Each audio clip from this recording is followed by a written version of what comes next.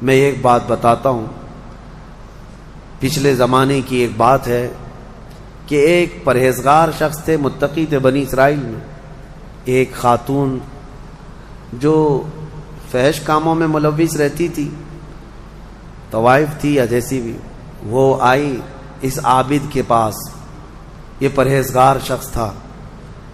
یہ جب آئی تو کہا کہ رات گزارنے کے لیے میرے پاس کوئی ٹھکانہ نہیں ہے، باہر ٹھنڈی اور بارش ہے، مجھے تھوڑی سی جگہ دے دو۔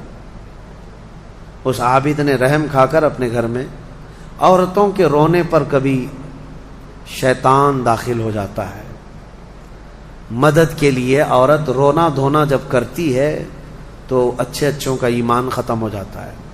وہ عورت رونے لگی کہ میرا کچھ کوئی سہارا نہیں، بارش میں بھیگ جاؤں گی، میں تڑپ تڑپ کے ختم ہو جاؤں گی۔ اس عابد شب زندہ دار اس نے اپنے خانقاہ میں جگہ دی تھی۔ جب رات ہو گئی تو وہ عورت آئی اس کے سامنے آئی اور عریانیت کے ساتھ عجیب و غریب حرکتیں کر کے اس کو گناہ پر ابھارنے لگی۔ وہ عابد تنہا تھا، وہ قریب آیا، اس کے بعد پوچھا کیا چاہتی ہے؟ کہا چل کوئی نہیں ہے، رات میں کوئی نہیں ہے، ہم لوگ اپنے جسموں کی سکون حاصل کر لیں۔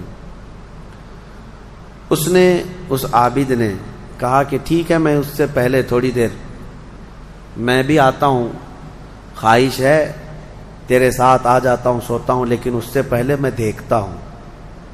اس نے کیا کیا، گھر میں جو چراغ جل رہا تھا، بہت اس وقت مشعل جلائے جاتے تھے، کرنٹ تو نہیں، لائٹ نہیں، مشعل جو جلائے جاتے تھے، اس نے وہ مشعل کو قریب کیا، پہلے اس میں اپنی انگلی لگایا تو چمڑی جل گئی، ہاتھ جھٹکنے لگا۔ وہ خاتون تیار کھڑی تھی، پوچھنے لگی کہ کیا کر رہا ہے؟ کہا رک جا، دیکھ رہا ہوں۔ تھوڑی دیر کے بعد دوسری انگلی آگ میں لگایا، چمڑی جل گئی۔ پھر اس کے بعد وہ اسی طرح جلاتا رہا انگلی کو۔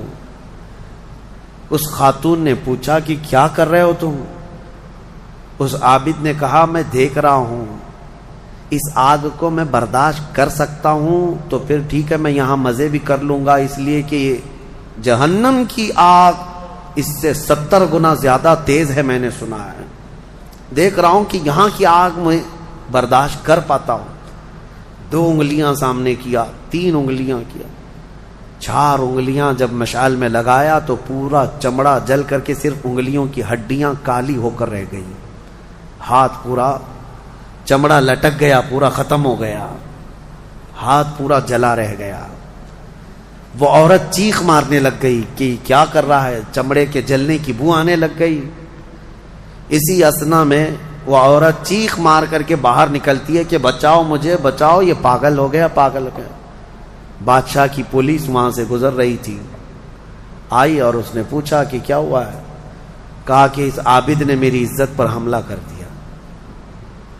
تو پولیس اندر گھس گئی، دیکھا تو یہ بیٹھا ہوا تھا، اب آؤ دیکھا نہ تاؤ، حملہ کر دیا اس پر۔ لوگوں کو باہر پتہ چل گیا کہ ایسا ایسا ہوا ہے، ایک عورت آئی تھی اور اس پر عابد رات کو تنہائی میں اس کے ساتھ منہ کالا کر رہا تھا۔ تو لوگوں نے مارنا شروع کیا، اتنا مارا کہ وہ عابد مر گیا، انتقال ہو گیا، ختم ہو گیا۔ اب مسئلہ یہ ہے کہ اب لوگوں میں یہ بات پھیل گئی کہ اتنے سالوں جس کو ہم نے عبادت میں دیکھا تھا، وہ ایک عورت کے چکر میں آخری وقت بہک گیا اور منہ کالا کر لیا۔ اب اس کے بعد اس کو اٹھاتے ہیں، اٹھا کر کے قبرستان میں جب دفن کرنے کے لیے رکھا گیا، قبر میں جیسی رکھتے ہیں، اس قبر میں تیز خوشبو بھر چکی ہے، ہر جگہ سے خوشبو کے جھونکے آ رہے ہیں۔ لوگوں نے کہا یہ بدکار آدمی کی قبر میں اتنی خوشبو کہاں سے آ رہی؟ اس کو دفن کر دیا اور یہ بات مشہور ہونے لگ گئی۔ بادشاہ خود بھی آیا، پوچھا یہ کیا مسئلہ کیا ہے؟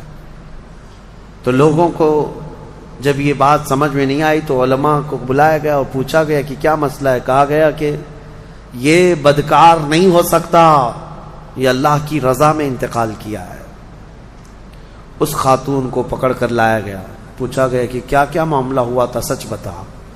اس عورت نے بتایا کہ اس کا کوئی مسئلہ نہیں تھا، یہ ڈرتا رہا اللہ سے اور آخرت سے ڈرتا رہا، اور رات میں یہ بیٹھ کر کے اپنی انگلیاں جلا لیا تھا، اور یہ کہتا تھا کہ میں دیکھتا ہوں دنیا کی آگ سے میں برداشت کر پاتا ہوں تو ٹھیک ہے میں تیرے ساتھ مزہ کروں گا، نہیں تو پھر آخرت کا عذاب اس سے بھی بڑا سخت ہے۔ وہ یہ کہتا رہا اور میں بھاگ کر گئی، اتنے میں لوگ آئے اور اس کو مار دیے۔ بادشاہ نے پوچھا کہ دیکھو اس کو پھر سے نکالو، نکالا گیا۔ اس خاتون کے بتائے ہوئے اعتبار سے جب دیکھا گیا تو اس کا ہاتھ جلا ہوا ویسے ہی موجود تھا، جلا ہوا ہاتھ ویسے ہی موجود تھا جیسے اس عورت نے واقعہ سنایا تھا۔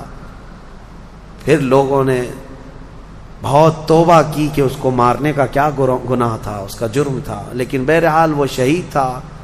اس حکایت کو نقل کر کے فرماتے ہیں صاحب حکایت کہ یہ وہ لوگ تھے جن کا ہر کام آخرت سے جڑا ہوا تھا، وہ ایک حرکت بھی کچھ ان کو دنیا میں ڈگمگ نہیں کرتی، ان کے پاؤں کو نہیں پھسلا پاتی۔ کیوں؟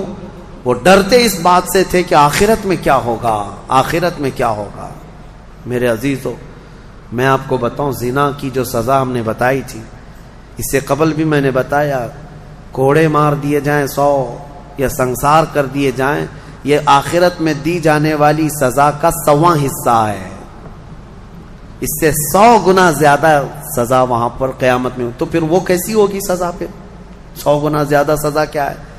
اسی لیے فرمایا گیا جہنم کا ہلکا عذاب۔ پوچھا گیا حضور سے سب سے کم عذاب کیا ہوگا؟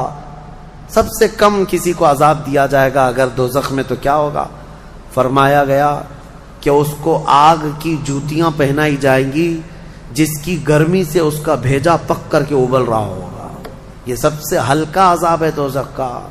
پھر جہاں اللہ نے عذاب علیم کہا، عذاب عظیم کہا، عذاب مہین کہا، دردناک عذاب، بڑا عذاب، ذلت والا عذاب، تو پھر وہ کیسا ہوگا؟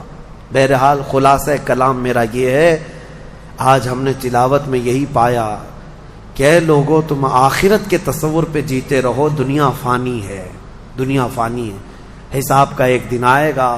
فَمَن يَعْمَلْ مِثْقَالَ ذَرَّةٍ خَيْرًا يَرَهُ وَمَن يَعْمَلْ مِثْقَالَ ذَرَّةٍ شَرًّا يَرَهُ۔ اللہ فرماتا ہے جس نے رائی کے دانے کے برابر نیکی کی وہ بھی دیکھے گا قیامت کے دن، اور جس نے رائی کے دانے کے برابر برائی کی وہ بھی قیامت کے دن دیکھے گا۔